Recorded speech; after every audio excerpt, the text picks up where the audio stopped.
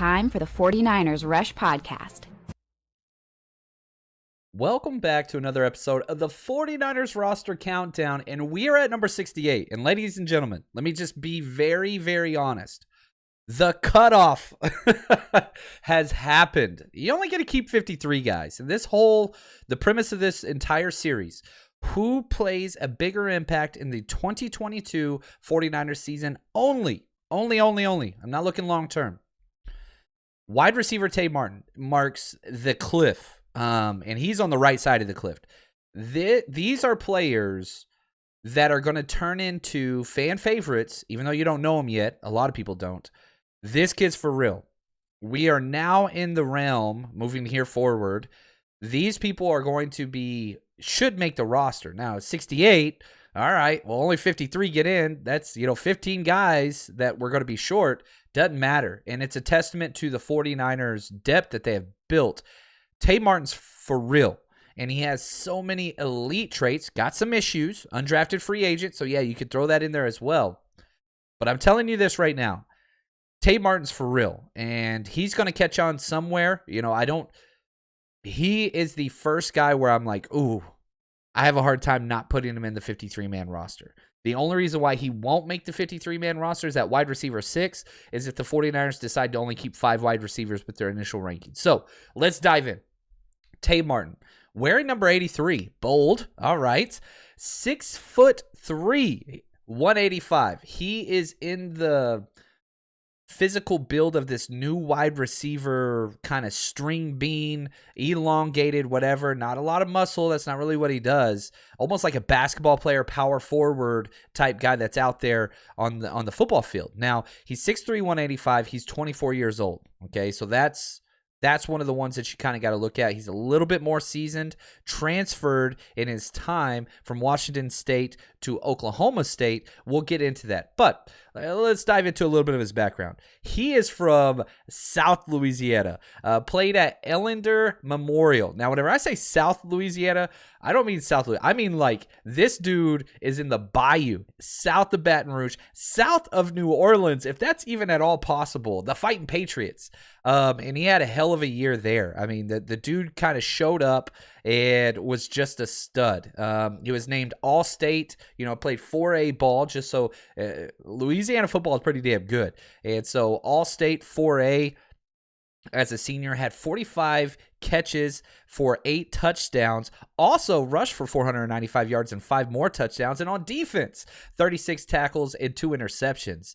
Like, the dude was all over the place, and also had 2 punts returned for a touchdown. Like, whenever I talk about Tay Martin, better football player than wide receiver, okay? Now, I use that term a lot, coaching, scouting, whatever. He's a better football player than whatever.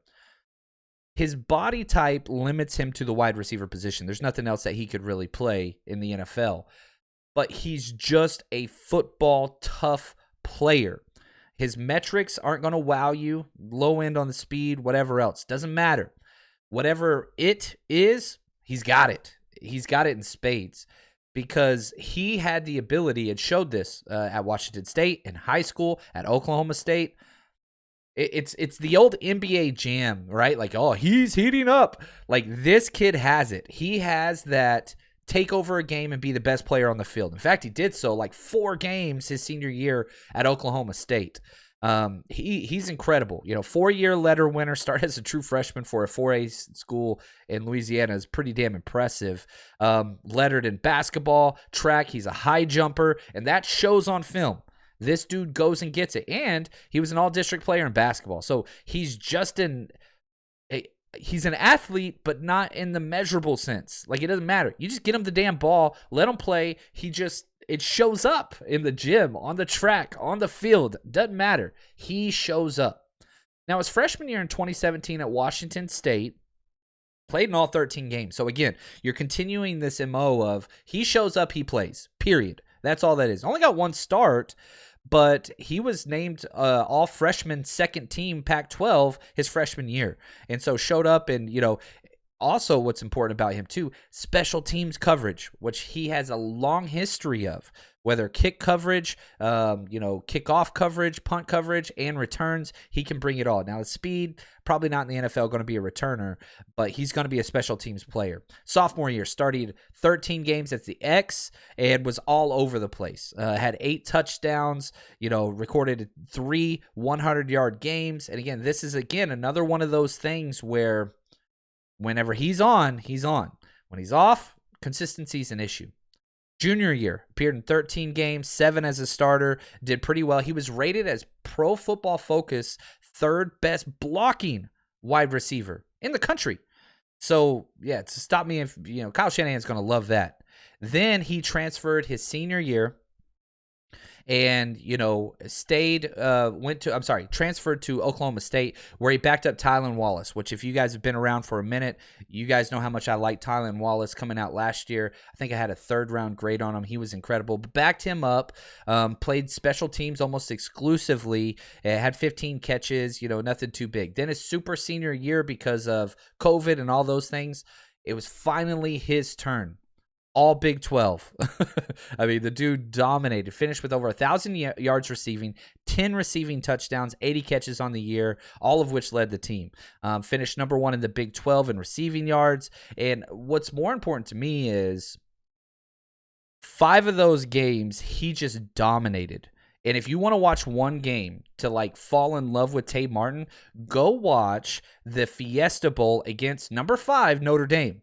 It doesn't matter who he's playing against, whether it was Texas, Texas Tech. A lot of his best games were against best competition. He shows up. So number 5 Notre Dame, OSU's down 28-7. The dude came out and played out of his mind, scoring 3 straight touchdowns, had 10 catches, and sure enough, they came back and won the game. Down 28-7, they came back and won. And it was all because this guy just took over the damn field. Couple things about him personally. His full name, I want to mess this up, Davon Tavion Martin, born in 97, December 14th, so he's already 24, a little bit older, has a daughter whose beautiful name, Rain, born in February 2019, and was a university studies major. So I like this guy. I like the texture that he brings the family back. He's a grown man. There's no doubt about that. Already a dad, and so he's got stuff to play for.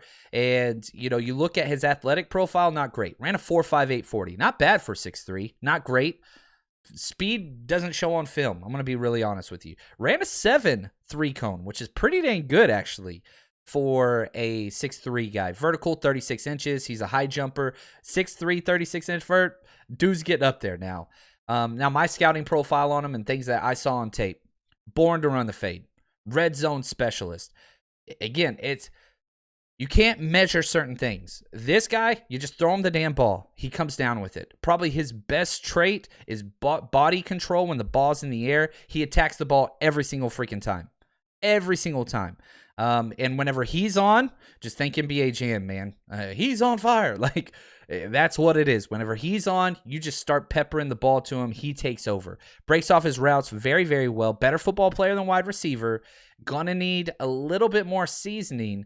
But, man, you cannot watch this guy's game tape and not see shades of DeAndre Hopkins. Now, he's DeAndre Hopkins super light. I understand that. But similar play style. That's what I'm talking about, where he doesn't win with speed.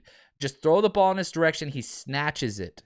Deep, body control, comeback routes, breaking off deep routes. Man, it's what he does. And it fits perfectly with Trey Lance's skill set. I think it comes down to, the player we just finished up. I think number 70 overall is Marcus Johnson. If I'm picking who the wide receiver 6 is going to be, it comes down to Tay Martin. And it comes down to Marcus Johnson because they have elite skill set that translates. It's going to be a fight. It's going to be a fight. Now, there's a very real possibility that the 49ers do not keep 6. And I don't care if Tay Martin doesn't make the initial 53-man roster. This dude's making the practice squad. Outside of injury, he's on the practice squad because his upside is just too bright. It's too bright. It's way too bright. So I like this kid. I don't have him making the 53-man, but it's just so hard. And, here we are at number 68, 53 get in. It's going to be tight. It's going to be tight. I really do like this kid. Want to say thank you to Anthony and Josh, executive producers of this series. They keep killing it. Amazing work and background work. And if you're liking this series, man, let us know. Drop it in the comments. Reach out and email. Tag us on Twitter, Facebook, wherever you are. Let us know, man. Liking the 49ers Rush countdown. We're just going to keep going. So thanks, guys. And as always, stay strong, faithful.